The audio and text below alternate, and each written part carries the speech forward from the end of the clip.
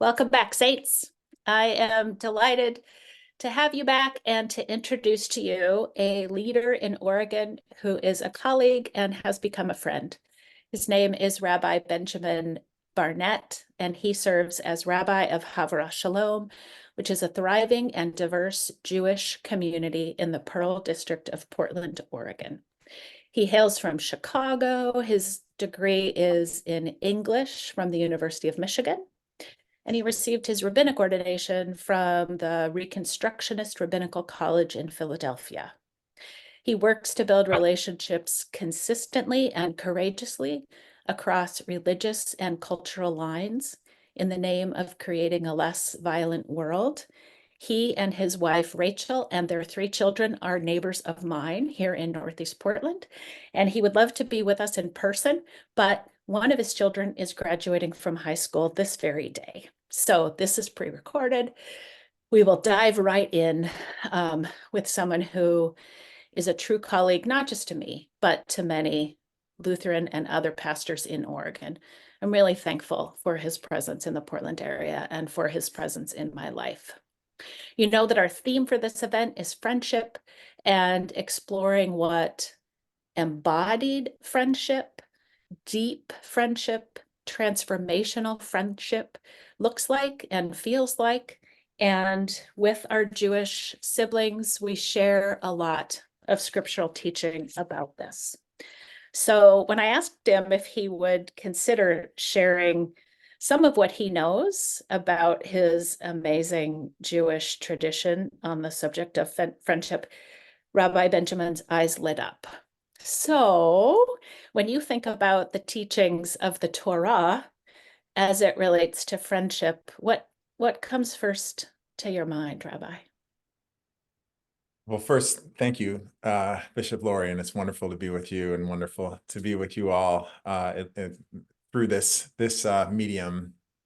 The first thing actually that I think of and when I say Torah, really in Jewish tradition, when we say Torah, we really mean Torah is the whole of Jewish tradition. There's the written Torah, which is the 5 books of Moses, and there's the oral Torah, the olive tradition. And the first place that I go to when I think about friendship is actually the core Jewish practice of what's called chavruta, which is paired learning.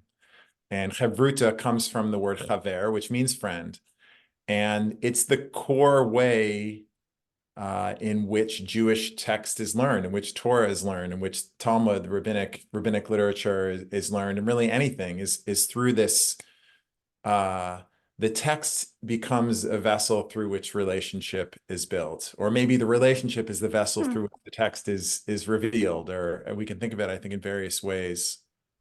And I think one of the things that I think about with that, and when you would ask the question about friendship that I kept going back to, is this tension or dance between friendship on the one hand is really about enabling one another. I mean that in the best sense, in the wholesome sense of that word, of really enabling each other's, just affirming each other's presence in all the ways that we do as friends.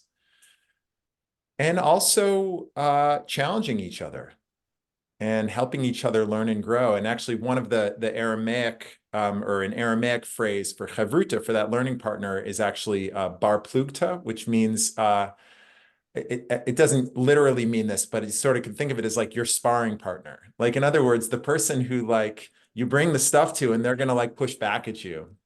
There's actually this beautiful story I thought of from the Talmud about Rabbi Yochanan. He's one of the early generations of rabbis, and his learning partner, his chavruta, was a man named Reish Lakish. And there's a whole backstory to them and how they met and everything that I won't go into, but the story, the crux of the story, or where it leads to, is that Reish Lakish actually dies, and the rabbis are saying, who can we send to Rabbi Yochanan to comfort him and to help him feel better amidst his loss?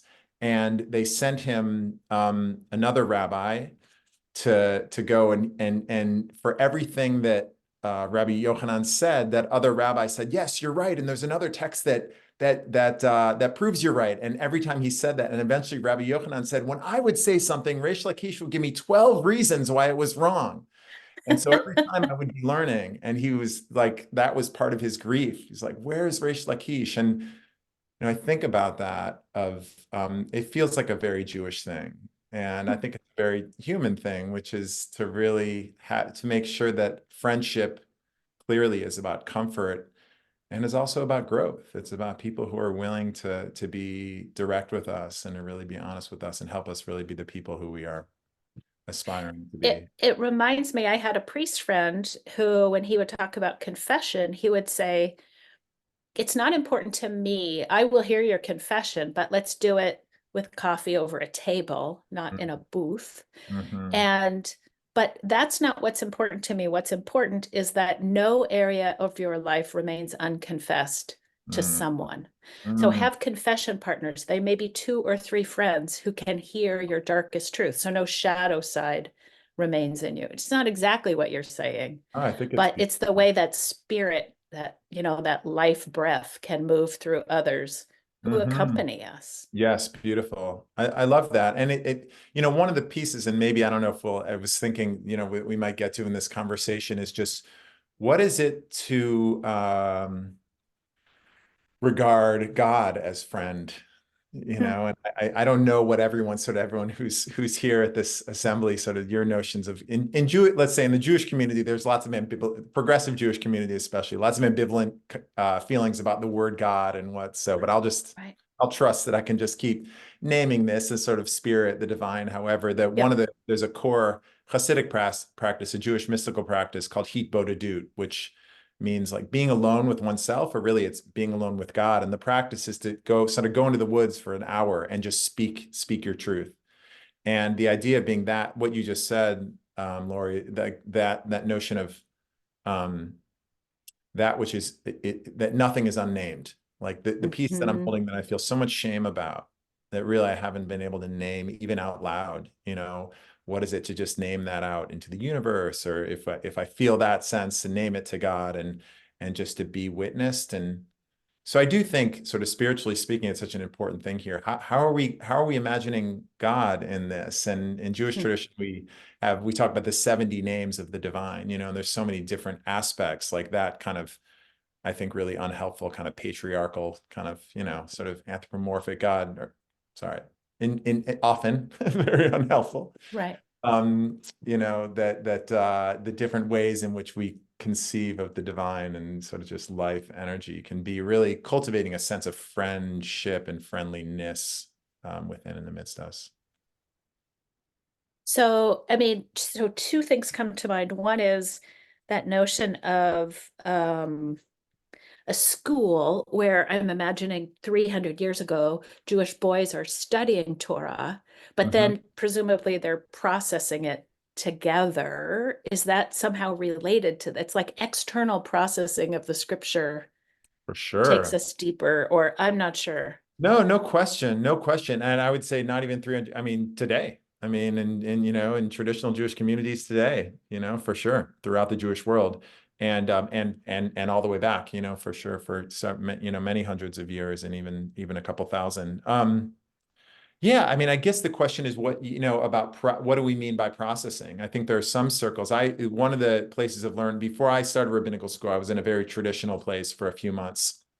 And it was a very kind of mystical or spiritual oriented place. And there was really a sense of, in addition to sort of the traditional Torah study or traditional Talmud study, where it was really about sort of parsing out what are the rabbis saying in Jewish law and all those pieces, there was also Chavruta that was about um, Hasidic masters, sort of like really teachers of spiritual wisdom and insight, were teaching. And so that really would be a place for people to share what's on their hearts. And I mean, I think we all have that experience, right? I mean, it could be what we normally consider religious or not. I mean, maybe it's all religious, but like something that we might consider spiritual, poetry or literature or music or whatever it might be, the experience of articulating meaning and resonance with a friend and having it come to life in a new way, and finding ourselves, not just hearing what they're saying, but finding ourselves say things that we didn't realize we thought, or we didn't know that we thought already, or were just sort of latent. And yeah, that's it. I think that's sort of Chavruta at its core, is like, what can we help lift out from one another? That's Mm, really core to who yes. we are, Yeah, educare, right? Like we reach Mm. in, it's released from us, truest education. Yes, So yes. are rabbis, would you say in your Reconstructionist tradition, encouraged to have this, have root friendship with others? Or Oh, how does that certainly. play out on the That's ground? great. I mean, I actually my chavruta has been my chavruta for 24 years at this point. And we met as we were starting rabbinical school, and it just like really just developed a very deep friendship, and he's one of my dearest friends. And so we went through rabbinical school together, and we've had this learning journey for, for over 2 decades at this point. And there were certain things when we were in rabbinical school, like we had this Talmud class together that we were, chavruta, or this, this Tanakh, this, Bible class that we were chavruta in. But then we just over the years kind of developed, we'll sort of learn this text for a while, and then sometimes it's not even with text, it's sort of the text of our lives or the text of our work, or, I mean, he uses the word actually a lot, which I appreciate, witness, and I think that that's a really important word here. What is it to truly witness another? And because I think a key component of that is is non-judgment, right? And I think Yes. that that's the piece of what is it to lovingly witness another, which doesn't mean we're not challenging each other, but that, and maybe that's where sort of like the affirmation part of friendship and the challenge part of friendship comes together. It's like trusting that we really have each other's well-being so deeply at heart that we're open to being challenged, and we're open to doing the grappling together. And that's a real, yeah, that we're really witnessing each other and each other's unfolding, sort of ongoing unfolding development as people. Yeah, to receive pushback from someone we know loves us is so different from to receive pushback from someone we know is seeking to undermine us. Exactly. Yeah, well said. I Yes. have a Benedictine sister friend who says we know someone is a friend when our name is safe in their mouth. That's good. And maybe a Havruta is someone who we trust our name is safe in their mouth. So Yeah. when they push, Yes. Yes. Yes. Yeah. we can That's so hear it. good. That's so good. When you think of scripture, can you think of images of people who seem to have this sort of companionship, like David Mm. and Jonathan, maybe? I'm not sure. No, no, sure. Right. I mean, David and Jonathan obviously is an example for sure that's brought up. I mean, Ruth and Naomi Mm, certainly feels like a core. I mean, obviously it's different because there's a mother-daughter, kind of right. relationship that she's her mother-in-law, but ultimately, I think it's really a story about friendship. I mean, it's really a Mm, story. I mean, maybe it's a story about kinship, and maybe what we mean by kinship and friendship, there's definitely overlap there. But I guess friendship in the sense of what is it to really truly care deeply about the well-being of the other mm. alongside, or even, I mean, it's tricky to, is it alongside, above our own? I don't know, but there is that sort of just that classic moment, right, of Ruth saying, where you go, I will go. Right. And where you die, I will die. And that it was so counter. That's the thing, that in that moment at the beginning of the book of Ruth, or toward in that initial chapter, is it was so counter to what Ruth was supposed to do. Sort of the norms of the society were, okay, now it was time to bid her farewell and go back to her parents' house. And it was like the the tie to her, again, in like the healthiest way. It wasn't like an unhealthy attachment. It was just this sense of like a mutual knowing between them, Mm, that Ruth knew, wait, Naomi's now alone and going to be traveling back alone, and I'm going to be friend to her. I'm going to be family to her. Something so deeply moving about that. And then the whole, I mean, what a beautiful thing that the whole story that comes out of that is one of just like, that just generates life and generates, is literally generative, right? And it's the line of David that comes yes. through that. So From this outsider. exactly, I was just going to say, and specifically from the outsider, right? And I think Yeah. so there is something like, it's interesting to think about friendship in the light of Ruth and Naomi, is there something I mean, I don't want to say it's always the case, but maybe suggesting to look out for where there's the potential for like the subversive in friendship, right? And it's Mm. true in our society too. I mean, that we live in. I mean, our transactional society of our transactional culture of what is it to actually prioritize relationship, not in a surface way, not in the kind of lip surface way that we can sort of do and just kind of still do the even the subtle ways, those of us who are spiritual leaders or spiritual seekers or in any way, shape, or form, that like that we can get lost in that transactionality, but to actually prioritize the relationship, to actually prioritize friendship and that genuine well-wishing for the other and the truly, the true witnessing of the other. And there's a risk in that Yes. because we have to bring vulnerability, rip open our rib cage and expose our heart. Yes. And Yeah. I think many of us would rather stay, I mean, it's my instinct, stay surface and stay siloed with people who will agree with me. But what I'm hearing you're saying in this notion of friendship is let's cross lines that divide us. Let's Yes. dare to open our hearts. Yes. Yes. And that's when real transformation happens. Yes, yes, yes, no question, no question. Right, and it is risky.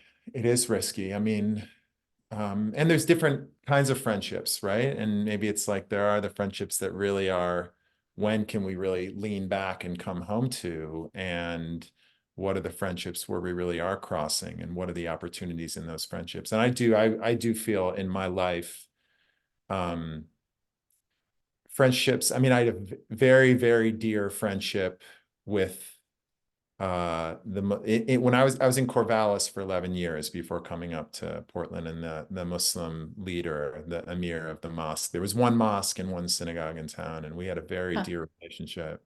And he was so generous, and really the leaders of that community always having my family and I and members of my community for on Friday nights during Ramadan, and that was a very dear, and I should say even before that, I mean I mean maybe this is an important moment for me to name.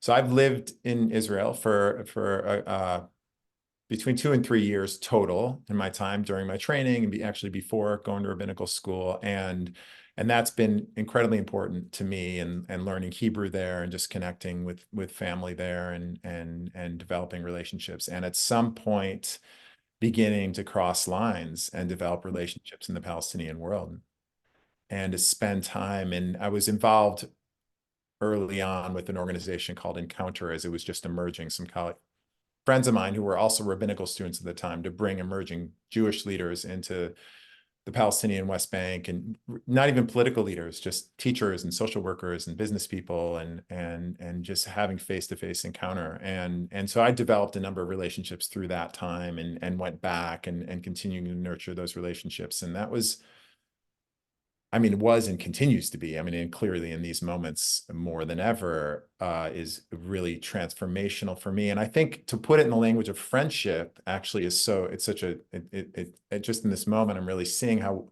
wonderful framing that is what we were just talking about, because through that witnessing, and I think mutual witnessing really at its best, Yeah. I I feel like I've become more of the Jew and the Jewish leader who I aspire to be through that. I mean, it's just so clear. It's just so clear that we And can't how be. does that happen? Yeah, say more. Oh my goodness. Oof. Well, it's a lot of it was and continues to be a lot of unlearning. I mean, Hmm. I grew up. So I grew up in suburban conservative, meaning religiously, not politically, religiously the conservative movement in conservative synagogue in suburban Chicago in the 80s. And I still grew up at that time. There was still language like, talking about Israeli history, of when the modern Zionists, early Zionists arrived, that Israel, the land of Israel, was a land without a people, for a people without a land. I mean, that was in the 80s. That was already, coming on 40 years after the foundation of the state of Israel. So that's very troubling, obviously, to look back and see that. And so just that of emblematic of the kind of understanding. I mean, I wasn't like I didn't grow up in like a fervently Zionist household, but that's just the default in, in the Jewish community by and large.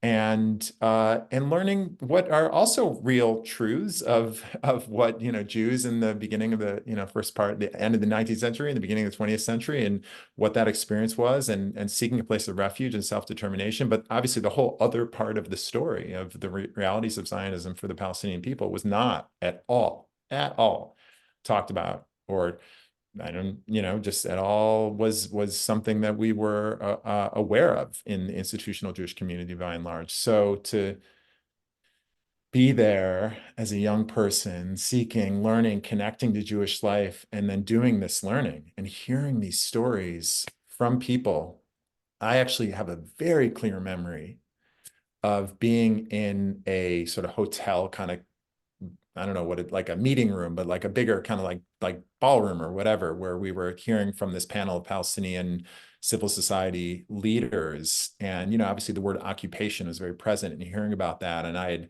we'd just been out on a tour and sort of seeing the separation barrier, and then visiting with, the folks in their homes and talking about their experience of what it's like living near the barrier, and then hearing these different realities of people trying to start and sustain a business, or just traveling back and forth to their fields, and all these pieces. Right. And it was like a light bulb moment for me, saying to myself, oh, that's what they mean by the occupation. It was like the pieces came together enough that it was like it became a whole, and it was like, oh, and it shifted from like, oh yeah, that's that thing that's inconvenient, to like, no, this is this structure of violence and oppression. And so then and again, this is also through personal relationships too, then I have to work with that. What does that mean for me as a Jew? What does that mean for me in my relationship to the state of Israel, which is different than the land of Israel, different than the people of Israel? And how do I continue to sustain these relationships and really nurture these wholesome parts of that, and really look with honesty, an honest lens through these other aspects. Yeah, I love that. And I love the way you very carefully couched it in the beginning with, we do need these relationships which transform us and cross lines and walls and checkpoints, because we're transformed and we unlearn.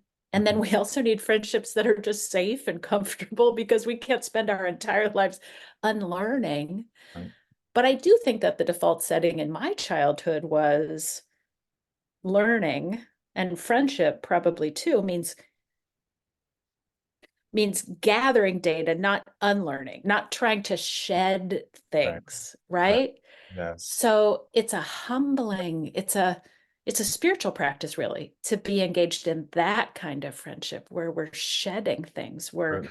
we talk about synodos, which means walking together in Greek, but we often need to think about exodos. What are we leaving Right. behind, like a That's sense right. of a That's land great. without a people, or a people without a land in our own nation too?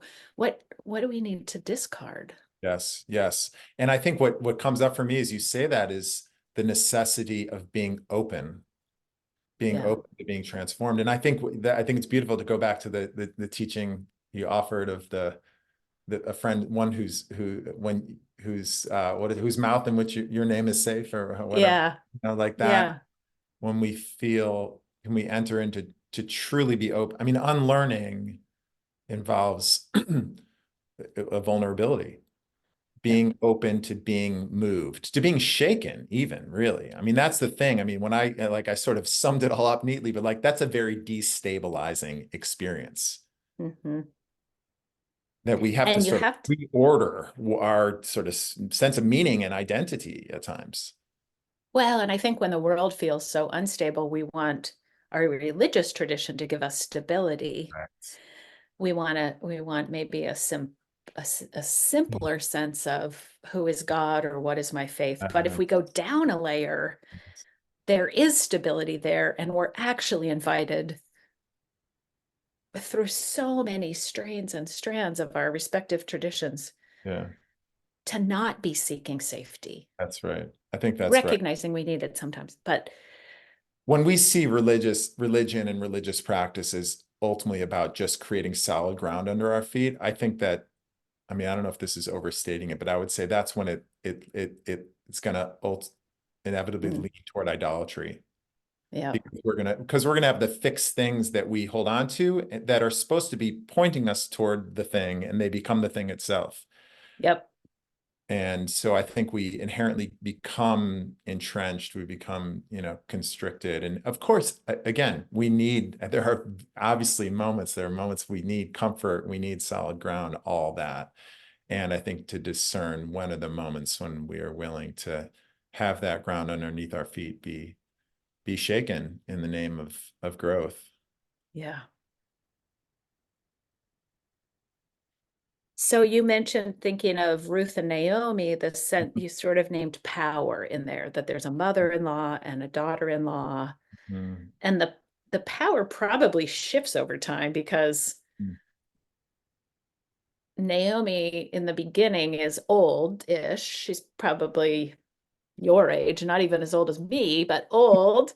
And Ruth is young, but she's past childbearing age, and Ruth grows and then bears the child who becomes the ancestor of David. But mm, power for Christians is complicated because mm, we haven't always used our power mm, well. mm, mm, So what would you say if I were to say, how can a Christian with integrity accompany people of other faiths in this time and place? Like, how can we be true friend? mm.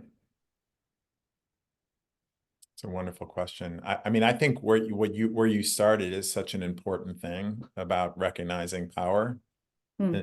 and recognizing our location and how each of us, I mean, obviously every individual is located differently, right? So it cuts differently for everyone, but I just think institutionally that feels like a very important thing. I mean, I know you do, obviously, Lori and my other friends in the Lutheran Church, of, just being very aware and very conscious of what's the institutional power that Christianity has Hmm. in this country in particular.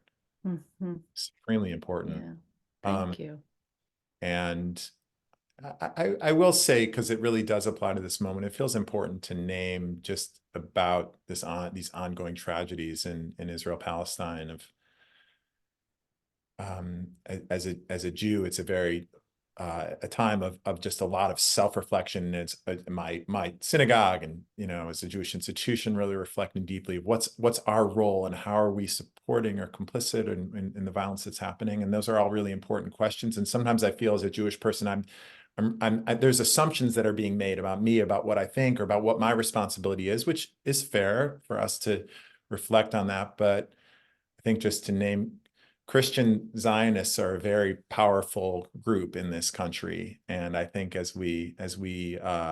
more powerful than Jewish Zionists, let's say that, in terms of numbers, in terms of Mm. resources. And so I think to the extent to which there's sort of like a gaze placed upon the Jewish community to what we think or don't think or are doing and not doing, I guess I would hope and ask that my Christian friends are doing that reflection as well, and sort of recognizing each of our own location in all this.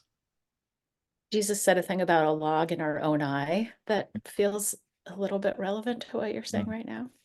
mm, And I've been invited to a conference, and one of the themes will really be looking at Christian Zionism. How are we complicit as Christians? How can we stand steady in the wake of a Christ who was about nonviolence in the mm, face of mhm, injustice over mhm, and over and over again, and mhm. standing in solidarity with those who are in a place of danger? Yeah, yeah, yeah, So, mm, yeah, but always the mirror needs yeah. to be Yeah, yeah. for And us. one thing I'm conscious of, and I think this is partly just because of the nature of sort of how Judaism, or like the Jewish community thinks of itself, and how Christianity thinks of itself, and also just the sheer numbers of how much smaller the Jewish community is. I think in a sense, I wonder if Christians sort of in the progressive world maybe sort of think of sort of other Christians as like that's not even necessarily our responsibility. That's like its own thing happening over there. And I Right. think in the Jewish world, it's just I don't think we have that either freedom or inclination. It's like we're Claudius or El, we're the Jewish people, you know? Yeah. Yeah. And it's sort of like just like you have to kind of deal with your sort of whatever the metaphor is, your uncles or, or your, who says the things or does the things that you believe. Yep. It's like we talk about that a lot in the Jewish community. It's sort of like, yeah, it's just like it's your family. You've got to deal with it. And that's, Yep. Yep.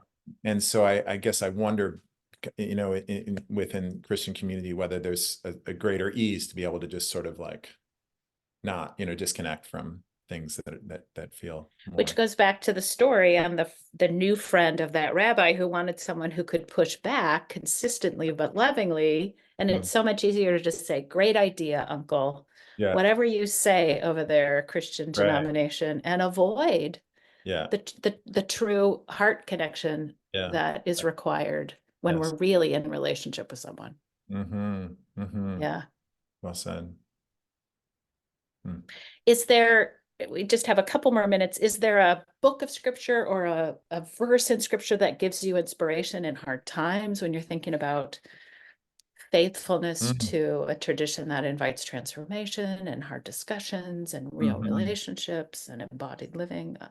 Yeah, well, there's one, I mean, there's a few different sort of verses or phrases that I've gone back to during this time. And one is actually isn't from Torah, or it's not from Bible, or rather it's actually from the rabbinic tradition, from the Talmud. And there's and this is also actually in the similar kind of vein of that kind of chavruta, that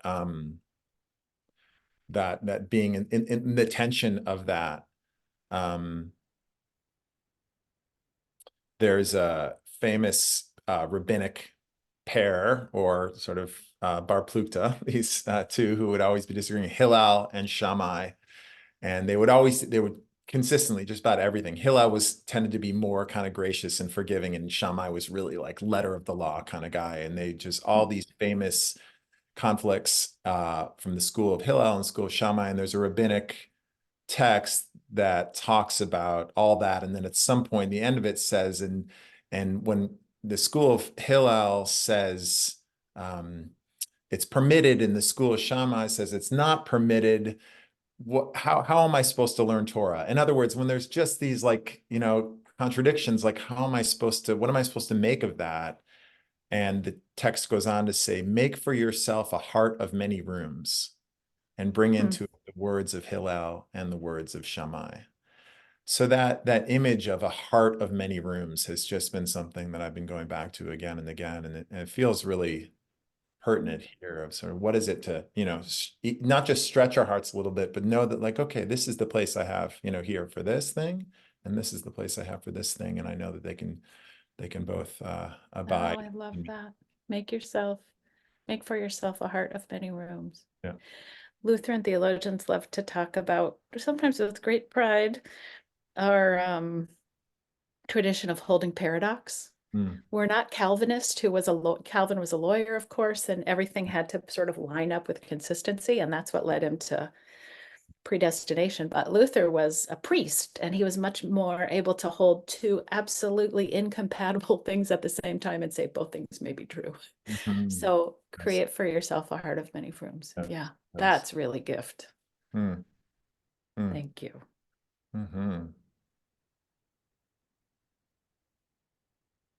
Well, maybe I'll let you go on this sunny day in Portland, but I want to give deep thanks to you. May you find yourself living today with your heart of many rooms. And each of us, as we continue with the work of the Synod Assembly, may we find that heart space. And may we be blessed by true friends who can be havruta, is that the right way to say it? Who may be real havruta as we seek to walk the way of our faith. Amen. Amen. Thank you, Rabbi Benjamin Barnett. Bishop Laurie, it's a pleasure. Really grateful. Conversation. Thank you. Yeah, thank you. And we'll think of you on June 1st and your family. Appreciate that. Sorry I cannot be with you all in person. Me too. Next time. Sounds good. Bye-bye.